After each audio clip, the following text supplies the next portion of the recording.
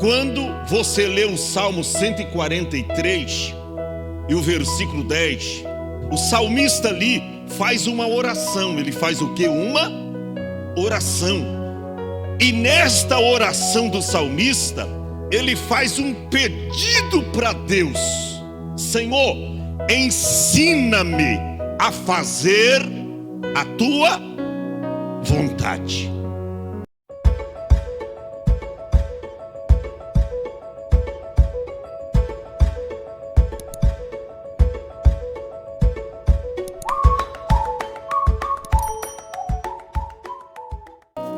Segunda Epístola de Paulo aos Coríntios, capítulo de número 12, versículos 9 e 10.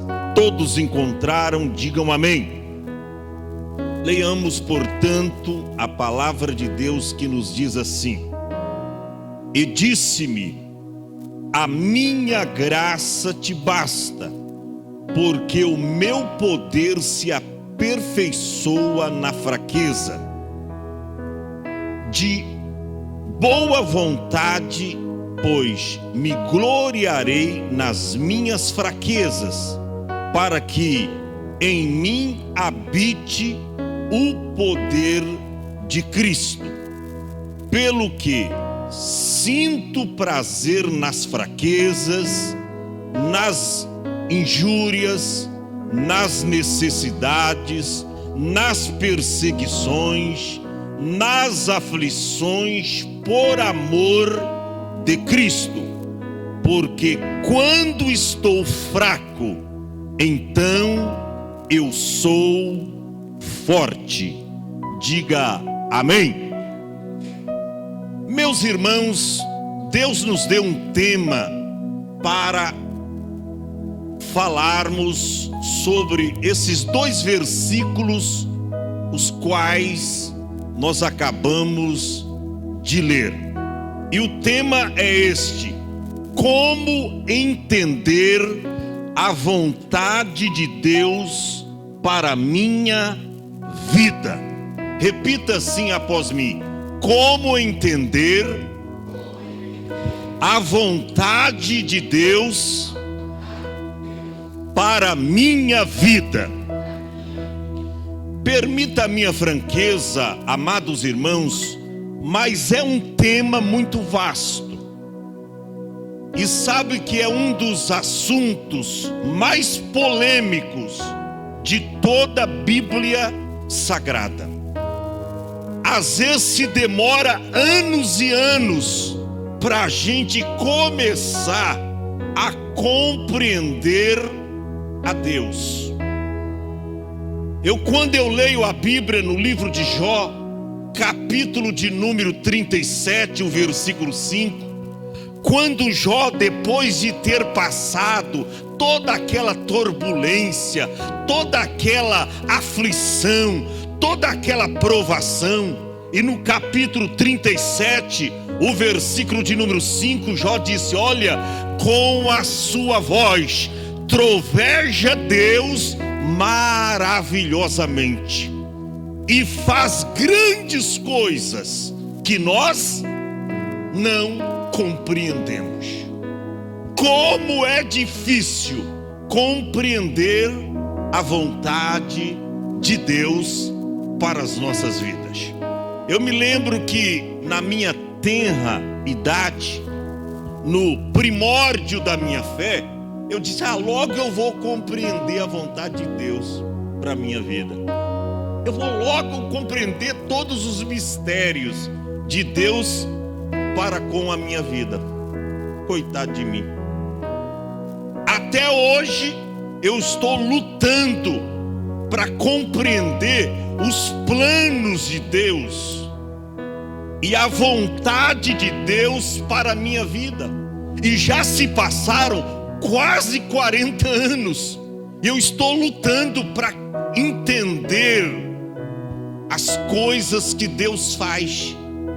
Porque Jó exclamou dizendo: com a sua voz troveja Deus maravilhosamente e faz grandes coisas que eu e você que nós não compreendemos. Escute bem isto: como entender a vontade de Deus para a minha vida? Um princípio nós temos na Bíblia Sagrada. Quando você lê o Salmo 143 e o versículo 10, o salmista ali faz uma oração. Ele faz o quê? Uma oração. E nesta oração do salmista, ele faz um pedido para Deus: Senhor, ensina-me a fazer a tua vontade. Ensina-me a fazer a tua vontade, pois tu és o meu Deus. Guia-me no teu bom espírito por terreno, na minha tradução diz por terra plana.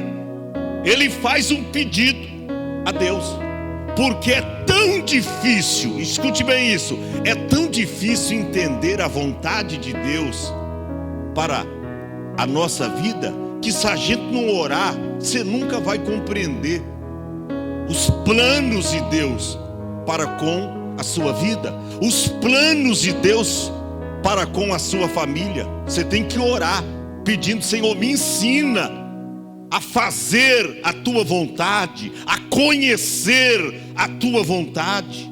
Eu li um texto aqui e eu quero, em cima desse episódio, desse incidente que aconteceu com o apóstolo São Paulo, falar sobre 3 tópicos. O primeiro, escute bem isso, para você entender a vontade de Deus, irmão. Primeiramente, escute bem isso, você precisa compreender que a vontade de Deus é melhor do que a sua. Primeira coisa que a gente precisa entender: você precisa compreender que a vontade de Deus é melhor do que a sua. Quantas vezes você persiste numa coisa que não é da vontade de Deus? E olha para cá, existem 2 vontades de Deus na Bíblia. Quantas vontades? 2. A vontade plena e a vontade permissiva. Na vontade plena, Deus faz do jeito dele, e se der alguma coisa errada, Deus está encarregado de fazer do jeito dele. Ele endireita o que é torto, ele resolve os problemas e as consequências. Agora, na vontade permissiva, você insiste com Deus, e Deus então permite. Não é que é a vontade dele para com a sua vida, mas de tanto insistir, Deus então te dá. Só que tem umas consequências que vieram, você tem que se virar com elas, que Deus permitiu, mas não foi da vontade plena dele. Escute bem isso: a primeira coisa que nós temos que fazer, que você tem que fazer para entender a vontade de Deus, é saber que a vontade de Deus é melhor do que a sua. Por quê, pastor? Porque a vontade de Deus, irmãos, ela é perfeita. Próprio apóstolo São Paulo, no capítulo 12, versículo de número 2, olha o que ele diz. Conheço, capítulo de número Romanos, melhor dizendo, deixa eu recapitular aqui. Romanos 12 e o verso 2, bem conhecido. Olha o que diz: e não vos conformeis com este mundo, mas transformai-vos pela renovação do vosso entendimento, ali diz da vossa mente, para que experimenteis o que? Primeiro, a boa, agradável e perfeita vontade de quem? De Deus. Para você conhecer, Porque experimentar é você conhecer, é você vivenciar, é você andar pela vontade do Senhor. Ali diz, para que experimenteis, qual seja, se é para a gente experimentar, qual seja, por isso que não é fácil. Eu vou mostrar aqui para você, nesta oração que o apóstolo São Paulo fez, no capítulo 12, pedindo para que Deus tirasse um espinho da vida dele, e que não foi possível, porque essa não era a vontade de Deus para com ele. Como também não era quando Jesus no horto do Getsêmani orou, mas orou segundo a vontade do Pai. E ele dizia, Pai, se for possível, faça a tua vontade. Agora, Pai, se tiver jeito de me livrar desse cálice, me livre, mas não faça o que eu quero, mas o que tu queres. Ou seja, ele entregou tudo nas mãos do Pai. Ele diz, se for possível, passa de mim esse cálice, antes que eu beba, ou que eu não tenha que bebê-lo, mas não faça o que eu quero, mas o que tu queres. Isso é entender a vontade de Deus para com a sua vida. E Paulo diz que a gente tem que experimentar qual seja a boa, agradável e perfeita vontade de Deus. Por isso, escute bem isso, esse texto aqui de 2 Coríntios capítulo 12 é bastante instrutivo. Por quê, pastor? Porque um homem que no capítulo anterior é rebaixado pelos apóstolos, nesse capítulo ele é arrebatado ao terceiro céu, ao paraíso. Vou recapitular. Esse apóstolo, esse homem, apóstolo Paulo, que no capítulo anterior é rebaixado, desconsiderado pelos apóstolos, no capítulo 12 ele é arrebatado até o paraíso. Aleluia. Você vê que para compreender a vontade de Deus não é fácil, porque são tantas experiências na nossa vida que muitas vezes, irmão, você tem que abrir mão de ganhar, e às vezes você aparentemente tem uma perda, mas lá na frente você é recompensado. Tem hora que você está lá embaixo, Deus te coloca lá embaixo, mas de repente alguém te vê, você está lá em cima. Preste bem atenção. Primeira coisa que você precisa entender: a vontade de Deus é melhor do que a sua. A Bíblia diz aqui, Paulo ele dá o testemunho. Ele diz assim, verso 1: em verdade que não convém gloriar-me, mas passarei as visões e revelações do Senhor. Poxa, capítulo 11, ele é rebaixado. Aqui agora o homem já tem revelações. Você vê que o que Deus tem para você é diferente da razão humana.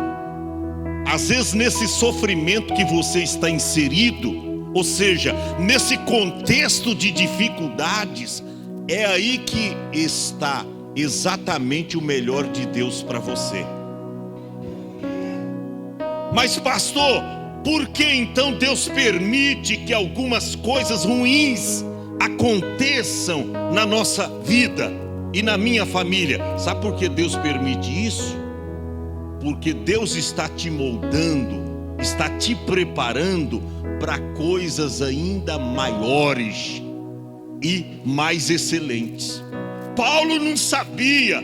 No capítulo 11 ele é humilhado diante dos apóstolos, ele é rebaixado, Mas no capítulo 12 ele é exaltado, porque foi arrebatado até o terceiro céu. E ele diz: ó, eu vou contar para vocês as revelações do Senhor. Versículo 2 ele diz: ó, conheço um homem, e ele omite o nome, porque era ele mesmo. Conheço um homem em Cristo. Não tem vitória sem Cristo. Há 14 anos, se no corpo, não sei, ou se fora do corpo, também não sei, Deus o sabe. Foi arrebatado ao terceiro céu. E sei que o tal homem, se no corpo ou fora do corpo, eu não sei, ele diz, foi arrebatado ao paraíso e ouviu palavras inefáveis, de que ao homem não é lícito falar. Oh, irmão, vamos compreender a vontade de Deus para com a nossa vida. Vamos compreender porque muitas vezes o vento assopra ao contrário na nossa vida. Que nem tudo aquilo que você imagina de bom acontece com você. E tem hora que acontece algumas coisas estranhas com a gente, sim ou não? Acontece. E você acha que Deus não está ao seu lado porque coisas negativas estão acontecendo na sua vida? Problemas e mais problemas, dificuldades e mais dificuldades. Mas olha aqui, de rebaixado, de humilhado, o apóstolo São Paulo agora estava sendo exaltado. Exaltado. E ele diz no verso 5: de um assim me gloriei eu, ou me gloriarei eu, mas de mim mesmo não me gloriarei, senão nas minhas fraquezas. Paulo sabia que as revelações não era por méritos que ele havia alcançado essas revelações, mas é porque Deus, ainda em nossas fraquezas, o poder de Deus opera. Quando você pensa que você é fraco, quando você pensa que está fraco, quando você pensa que está vulnerável, quando você pensa que não existe nenhuma saída para você, Jesus se manifesta, te renova e te dá lindas e maravilhosas revelações do céu. Ele diz: olha, eu não vou me gloriar por isso, porque eu tenho que me gloriar nas minhas fraquezas. Mas aí ele diz no versículo 6: porque se quiser gloriar-me, não serei nécios, ou nécio, eu vou estar falando a verdade, porque darei ou direi a verdade, mas deixo isso para que ninguém cuide de mim mais do que em mim vê ou de mim ouve. E aí ele diz aqui: e para que não me exaltaste. Você vê que Deus dá a bênção, mas também dá o problema. Deus dá a bênção, o irmão disse ali, mas segura a corda.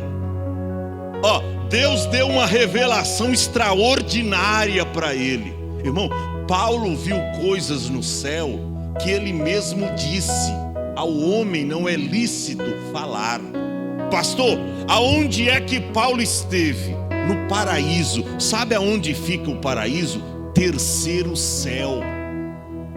É aquele mesmo lugar que Jesus disse para aquele malfeitor, quando reconheceu que Jesus era o Filho de Deus e que era inocente. Jesus disse para ele: hoje mesmo estarás comigo no meu paraíso. Foi exatamente neste lugar que Paulo esteve.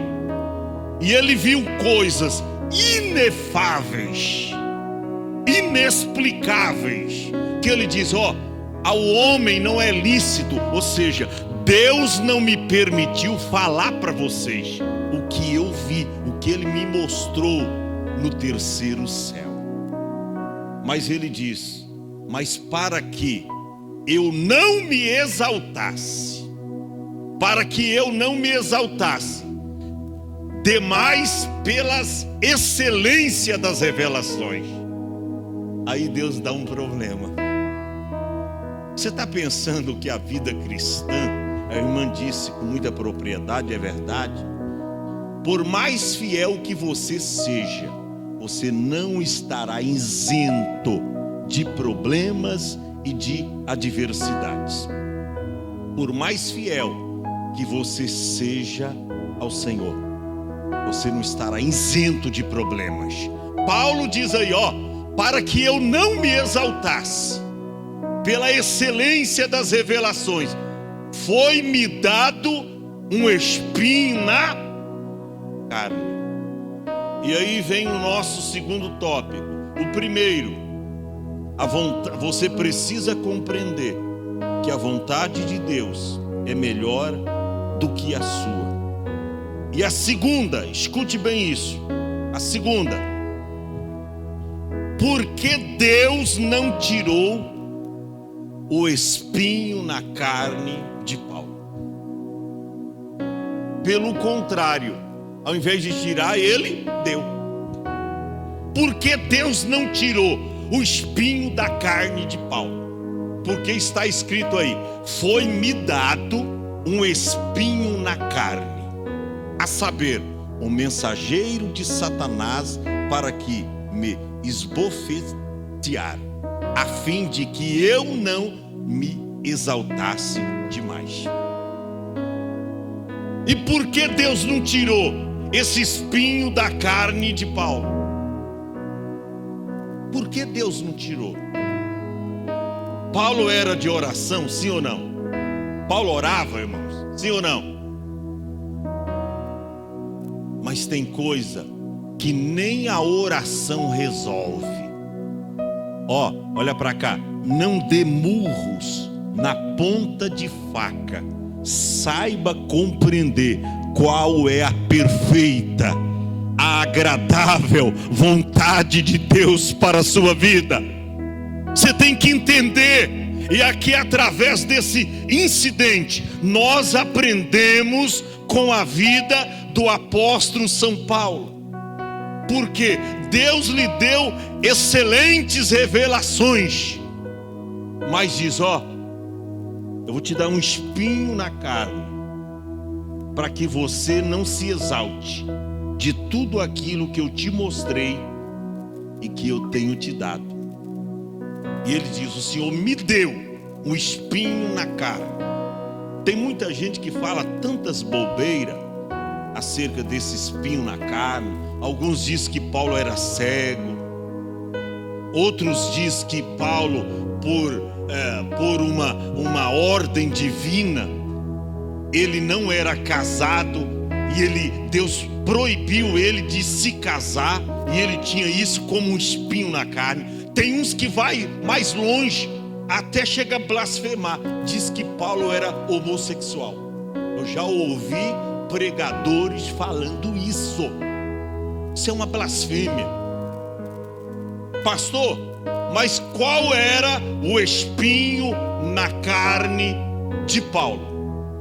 Gente, vamos ficar. Primeira interpretação que se dá na Bíblia é o sentido literal da palavra. E Paulo mesmo aqui explica qual era o espinho na carne. Ele diz: ó, a saber, um mensageiro de Satanás para me esbofetear. Ou seja, aonde Paulo estava falando do Evangelho, testificando de Jesus, o perseguidor, esse mensageiro enviado por Satanás, estava à sua direita para se lhe opor. Ou seja, era um intruso. Aonde Paulo estava, esse camarada estava acusando Paulo, apontando o dedo para Paulo, dizendo: mas você perseguia os cristãos, você levava presos para Jerusalém, de Jerusalém para Damasco, você tinha cartas dos magistrados nas mãos para prender cristãos. Agora você está defendendo a fé que antes você era contra. Então, um mensageiro de Satanás. Paulo explica que o espinho na carne dele era um mensageiro de Satanás, mas com uma finalidade.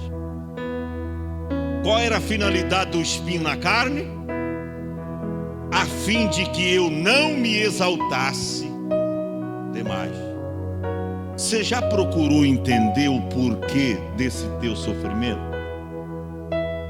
Por que o vento assopra ao contrário na sua vida? Porque às vezes nós questionamos a vontade de Deus para com a nossa vida. E você até mesmo, sem entender a vontade de Deus, você questiona.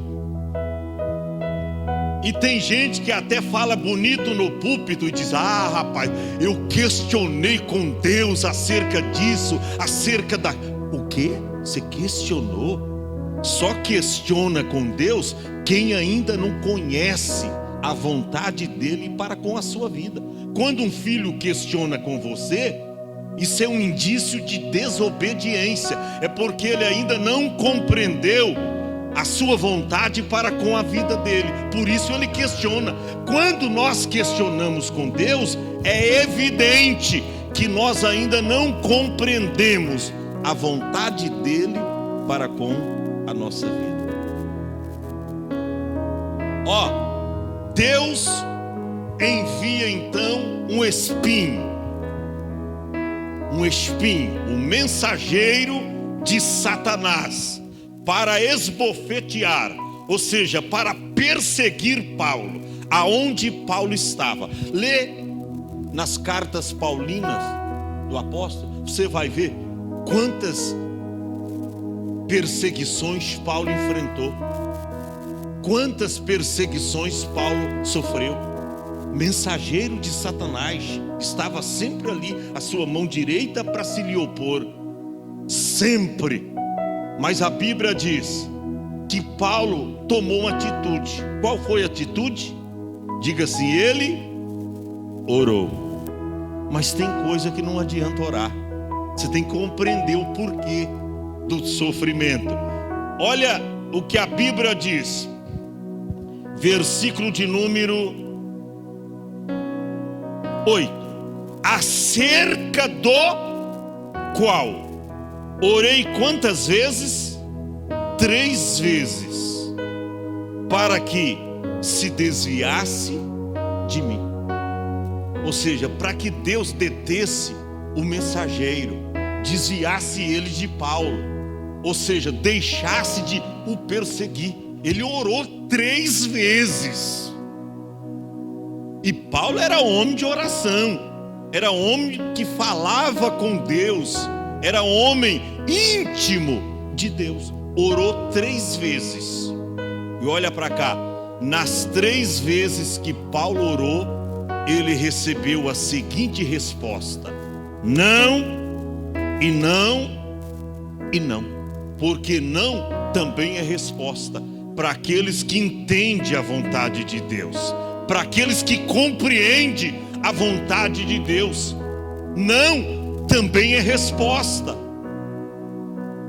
Deus está dizendo com não: não faça isto, não é da minha vontade. Eu tenho o melhor para você, eu tenho o melhor esposo, a melhor esposa, eu tenho o melhor trabalho, eu tenho o melhor para a sua vida. O não de Deus também é resposta. Paulo entendeu logo, orou uma vez: Senhor, parece que eu estou vivendo esse acontecimento.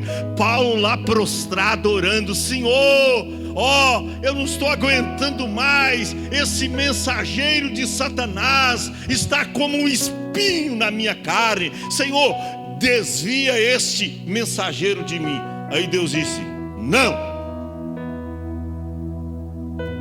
Aí resolveu orar a segunda vez. Orou com propósito. E a Bíblia diz que na sua segunda oração, Deus disse o quê? Não. Quem sabe esta realidade está acontecendo na sua vida e você ainda não entendeu que Deus está te dando a resposta, que o não de Deus também é sim, que o não de Deus estabelece sobre a sua vida a vontade dele. Ele orou a segunda vez e Deus disse o quê? Não. Orou a terceira vez e Deus disse não. Orou 3 vezes. Ele diz aí: roguei ao Senhor 3 vezes que o afastasse. Na minha tradução diz que se desviasse de mim.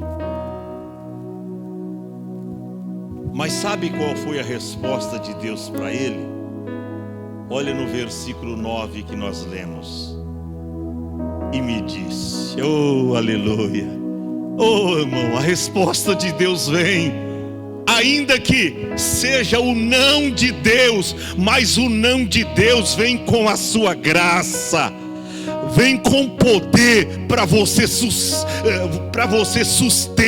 para você vencer as fraquezas, as dificuldades que você está enfrentando. O não de Deus também é sim para nós. Ó, e disse-me: a minha graça te basta. Oh, aleluia, que resposta linda, que resposta maravilhosa. Ó, a minha graça te basta. Por quê? Porque o meu poder se aperfeiçoa em suas fraquezas. Daí nasceu o terceiro tópico dentro desta mensagem. Diga assim: qual é, pastor? As revelações de Deus, elas estão escondidas nos problemas. Que isso, pastor? Revelações escondidas em problemas. Talvez você não sabe por que de tanto sofrimento assim. Sabe o que é isso? As grandes revelações de Deus para você estão escondidas nesses problemas que você está vivenciando, nessas dificuldades. E você até agora está se batendo como uma barata tonta, não está entendendo, dando murros na ponta de faca, desesperado. E Deus diz: ei, peraí, a minha graça te basta. A minha graça te basta. As revelações escondidas em problemas. Você vê, Deus deu lindas revelações para o apóstolo, mas elas estavam escondidas em problemas. E ele ora agora pedindo a Deus que o livrasse daquela situação, daquele problema. E por 3 vezes consecutivas ele orou e Deus disse não, não e não. E a resposta de Deus para ele foi esta: e disse-me: a minha graça te basta, porque o meu poder se aperfeiçoa na sua fraqueza. Oh, irmão, vamos entender a vontade de Deus para a nossa vida. Entenda, minha filha, esse sofrimento teu não é para te matar, não. Isso é para a glória do nome de Deus. Isso é para que você cresça em tempos de crise, em tempos de deserto. Quando Deus leva alguém para o deserto, não é para matar, não. Até porque deserto não mata ninguém. Deserto é lugar de aprendizado, é lugar de dependência de Deus. Deserto é lugar de você estar sós com Deus, e Deus então te dá lindas revelações da sua glória. Deus disse para Paulo: a minha graça te basta, porque o meu poder se aperfeiçoa na fraqueza. Só há uma maneira, guerreiro Valdir, do poder de Deus se aperfeiçoar, é nas minhas fraquezas. Olha para cá, só há uma maneira do poder de Deus se aperfeiçoar, é agindo em você, é se manifestando em você. A única maneira do poder de Deus se aperfeiçoar. Foi Ele que disse: o meu poder se aperfeiçoa na sua fraqueza. Olha para cá, eu penso mais ou menos assim, que Paulo orou a primeira vez, Deus disse não. Orou a segunda vez, Deus disse não. Orou a terceira vez, Deus disse não. Paulo ouviu o não de Deus, raciocinou, pensou e disse: já sei. Se o poder de Deus se aperfeiçoa em minhas fraquezas, então de boa vontade antes me gloriarei nas minhas fraquezas. Ou seja, eu não vou me gloriar nas revelações, nas coisas grandes que Deus faz, porque se Ele faz, não é por minha causa, é pelo seu poder, é pela sua glória.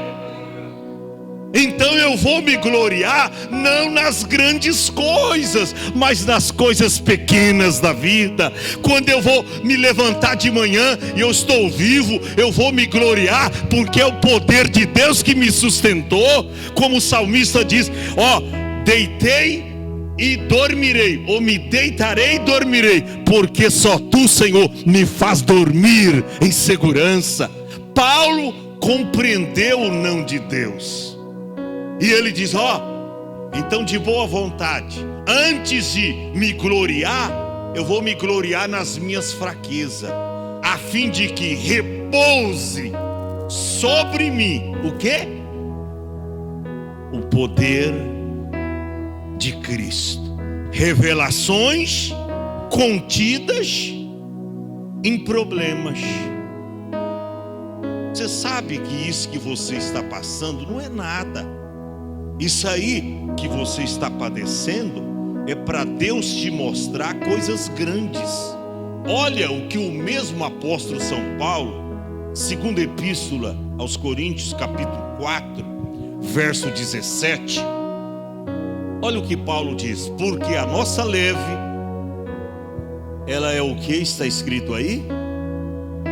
Não, ela é leve. Diga assim: é leve. Porque tem crente que está dizendo: pastor, estou levando uma cruz pesada. Que isso, irmão? A pesada levou Jesus. O que você está levando é leve. Diga para o teu irmão: é leve, rapaz. Para de chorar. É leve. É leve. Até porque, após esse versículo aqui de Mateus 11, 28, vinde a mim todos vós que estáis cansados e oprimidos, e eu vos aliviarei. Ele diz que é para a gente tomar um jugo. Tomai o meu jugo e aprendei de mim, que sou manso e humilde de coração, porque o meu jugo é pesado, é suave, e o meu fardo é leve. Diga pro teu irmão: é leve, meu irmão. Que isso? Tu tá chorando à toa. É leve. Jesus diz que é leve. Aí Paulo, quando ouviu o não de Deus, raciocinou, pensou e inteligentemente ele disse: porque a nossa leve e momentânea tribulação. Por que momentânea? Isso que você está enfrentando é momentâneo, é transitório, é susceptível, é passageiro. Hoje você está inserido nesse problema, amanhã tem livramento de Deus para você. Hoje você está chorando, amanhã você estará sorrindo. Hoje você está aí com a despensa vazia e assolada, amanhã Deus vai encher, aleluia. Por quê?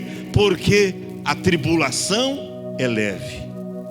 A nossa leve e momentânea tribulação produz para nós, ali diz abundantemente, um eterno peso de glória.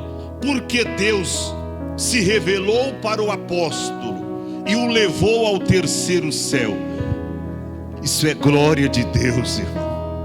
Isso é manifestação de Deus na nossa vida. Preste atenção. Olha o que Paulo diz, versículo de número 10. Pelo que sinto prazer nas minhas fraquezas. Mas que é isso? Espera aí, Paulo estava equivocado. A gente tem que sentir prazer quando o negócio está fluindo. A gente tem que sentir prazer quando a gente está bombando, quando a gente está o ibope lá em cima, muita saúde, muito dinheiro, despensa cheia. Aí você tem que sentir prazer. Não. Isso, se você só sente prazer nessas coisas, e a irmã disse muito bem, que tem gente que só se alegra com as coisas aqui da terra. Se você só sente prazer quando tudo está bem, o poder de Deus não está se manifestando na sua vida. Isso é evidente que você não compreende a vontade de Deus para com a sua vida. Você tem que sentir prazer quando o vento assopra o contrário na sua vida. Você tem que sentir prazer quando as coisas não estão indo bem.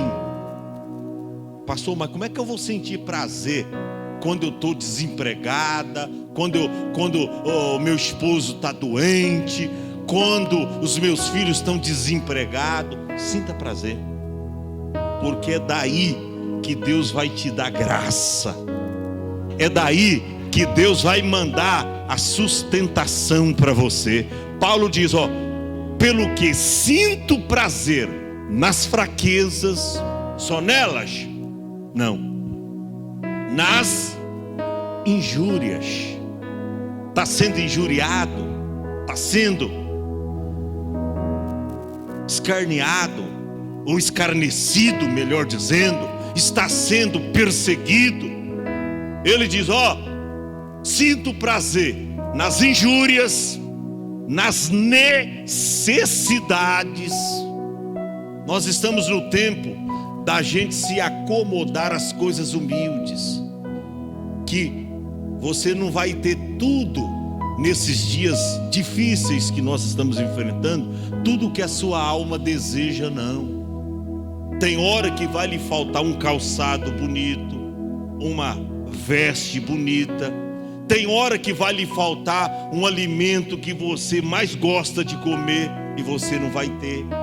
Mas não se sinta menosprezado pelo Senhor por isso, não.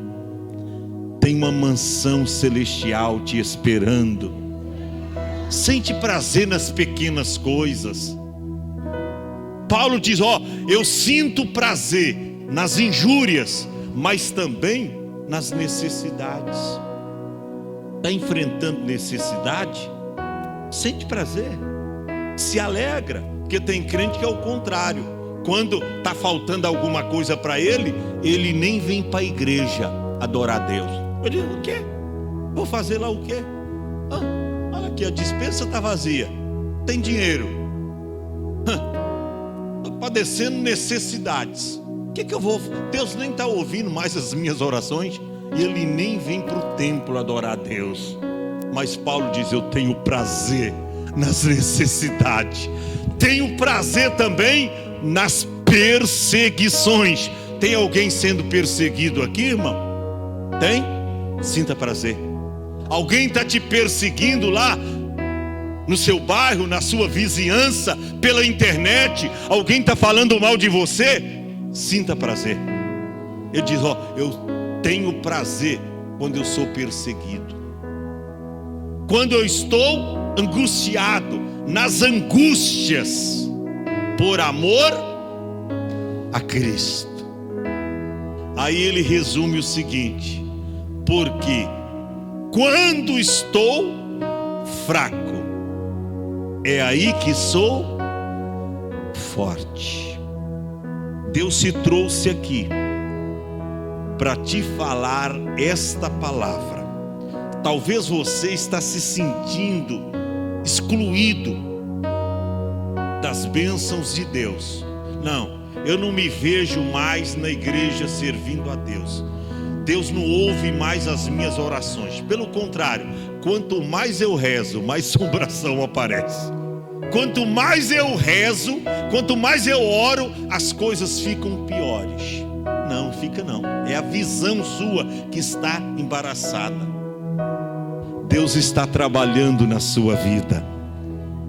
Deus está fazendo você entender o que está escrito em João capítulo 16, o versículo 33. Ele está fazendo você entender isso. Ele diz: tenho-vos dito isto, para que em mim tenhais paz. Aí Jesus diz: no mundo aonde vocês vivem, por enquanto, tá? Aonde vocês vivem, vocês vão ter o quê? Aflições. Ali diz: tereis tribulações, mas tem de bom ânimo. Aleluia. Tem de bom ânimo. Deus está falando com você nesta noite.